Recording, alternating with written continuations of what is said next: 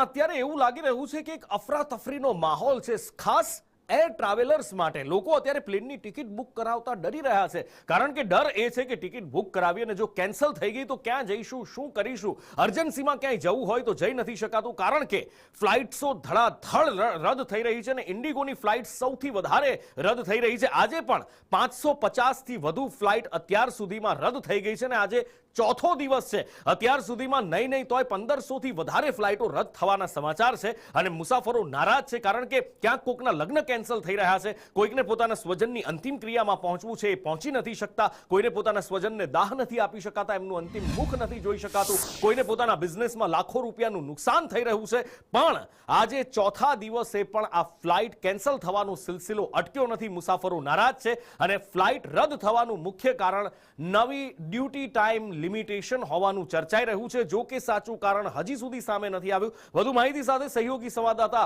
અજય યાદવ દિલ્હીથી મારી સાથે લાઈવ જોડાયા છે. અજય, 4 દિવસથી ફ્લાઇટ્સ રદ થઈ રહી છે, લોકો હેરાન પરેશાન થઈ રહ્યા છે, કોઈના કેટલાય કામો અટકેલા છે, કેટલાકના લગ્ન પણ નથી થઈ શક્યા, કેટલાક સ્વજનોનું અંતિમ મુખ નથી જોઈ શક્યા, કેટલાકને લાખોનું નુકસાન થઈ ગયું છે. પણ એમ છતાં ડીજીસીએ હજી સુધી એ કારણ નથી આપી શકી, એક ચોક્કસ કારણ કે આવું થઈ કેમ રહ્યું છે.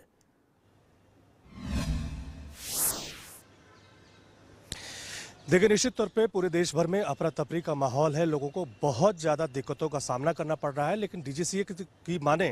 तो उसकी तरफ से कहा गया कि अमूमन ये बात उठती रही है कि जो फ्लाइट उड़ान भरती हैं, लोगों की जान माल की सुरक्षा भी हो और जो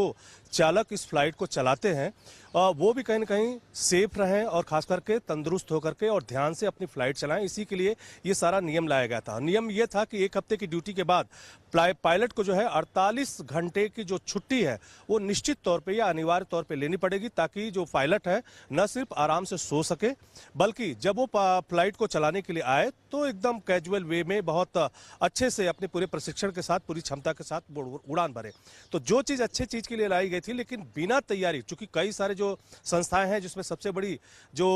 फ्लाइट संस्था कह सकते हैं इंडिगो है, उस पर सबसे अधिक असर पड़ा है, क्योंकि जब डीजीसीए की तरफ से ये नियम लागू किया गया था तब उतनी तैयारी जो है डीजीसीए की तरफ इंडिगो की तरफ से नहीं की गई थी। और अमूमन देखने में ये आ रहा है कि करीब 400 से ज़्यादा फ्लाइट अकेले इंडिगो की रद्द की गई है और पूरे 4 दिनों में 1300 से ज़्यादा जो फ्लाइट है वो एक तरह से रद्द हुई है। हालांकि अब सरकार ने तुरंत तत्परता दिखाई है, डीजीसीए ने अपने इस नियम को वापस ले लिया है और सरकार की तरफ से ये दावा किया गया है कि 48 घंटे के भीतर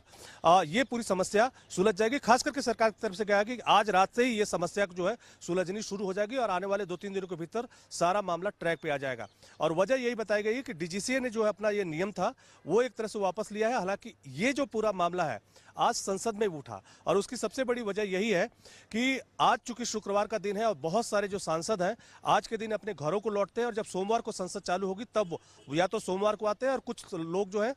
रविवार को रात को आते हैं। तो खुद जो प्रमोद तिवारी हैं कांग्रेस के सांसद, उनकी तरफ से लोकसभा में ये मुद्दा उठाया गया, तब संसदीय कार्य मंत्री किरण रिजिजू की तरफ से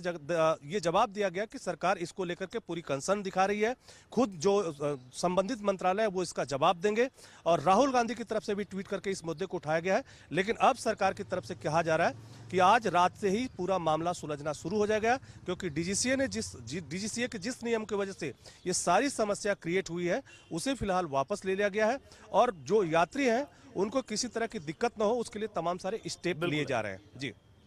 એટલે આની તકલીફ